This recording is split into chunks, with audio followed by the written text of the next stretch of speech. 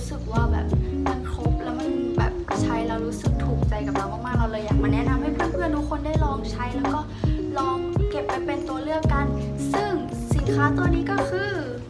นี่ Pomade Sun Protect Set นะคะตัวนี้เขาจะมาในรูปแบบเซตแบบนี้นะหาซื้อได้ง่ายๆที่เซเว่นอีเลฟเว่นตัวนี้นะคะในเซตหนึ่งเนี่ยจะประกอบไปด้วย3อย่างซึ่ง3อย่างนี้นะจะประกอบไปด้วยโปรเมดวิตามิน E เซรั่มคือตัวกล่องสีเขียวๆเล็กๆนี้แล้วก็โปรเมด Sun Perfect Cleansing Water คือสีส้มๆตัวนี้แล้วก็โปรเมด Sun Sensitive Sun Aqua Serum SPF 50 บวกก็คือครีมกันแดดตัวนี้วันนี้เราจะมาท้าให้ทุกคนดูแล้วก็จะมาบอกคุณประโยชน์ของมันกันยังไงก็ไปดูกันเลย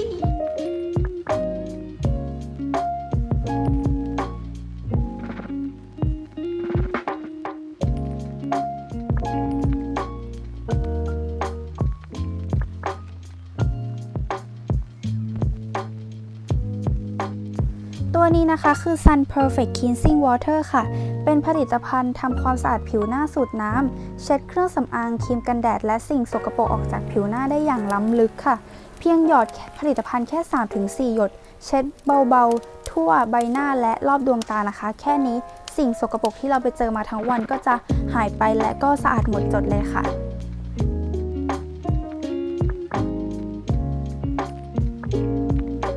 ตัวนี้นะคะคือ Promade Sensitive Sun Aqua Serum SPF 50 PA บวกค่ะเซรั่มกันแดดสูตรน้ำตัวนี้นะคะช่วยป้องกันผิวจากรังสี UVA และ UVB เซรั่มบางเบาซึมซับเร็วไม่ทิ้งคราบขาวไม่เหนอะหนะไม่อุดตันรูขุมขนค่ะเพียงแค่ใช้ผลิตภัณฑ์บำรุงทั่วผิวหน้านะคะก็จะช่วยป้องกันแสงแดด UVA UVB ต่างๆ เมื่อเราออกไปข้างนอกได้อย่างดีเยี่ยมเลยค่ะเพราะว่าตัวนี้มี SPF ถึง 50 PA บวกเลยนะ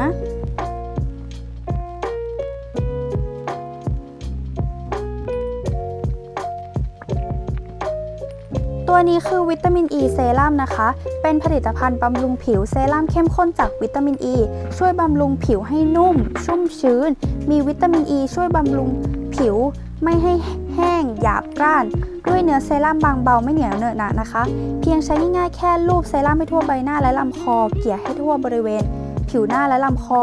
ใช้ได้ทั้งก่อนนอนและตื่นนอนนะคะท้ายสม่ำเสมอแค่นี้ผิวหน้าเราก็จะเรียบเนียนนุ่มอย่างแน่นอนเป็นยังไงเห็นแล้วใช่ไหมว่าตัวเซตตัวนี้มีประโยชน์ยังไงบ้างยังไงก็อย่าลืมไปหาซื้อหรือว่าลองทดลองใช้กันดูนะคะตัวนี้จะช่วยปกป้องเราจากแสงแดดไม่ว่าจะเป็นเวลากลางวันที่ต้องออกไปภายนอกหรืออยู่บ้านแล้วก็อยากบำรุงผิวเพราะว่าเราสามารถเจอ UV ได้แทบทุกที่เลยนะยังไงก็ฝากน้องไว้ในอ้อมอกอ้อมใจด้วยนะคะทุกคนหาซื้อได้ง่ายๆที่เซเว่นอีเลฟเว่น Pomade Sun Protect Set ชุดนี้ตอบโจทย์จริงๆขอบคุณทุกคนที่ดูจน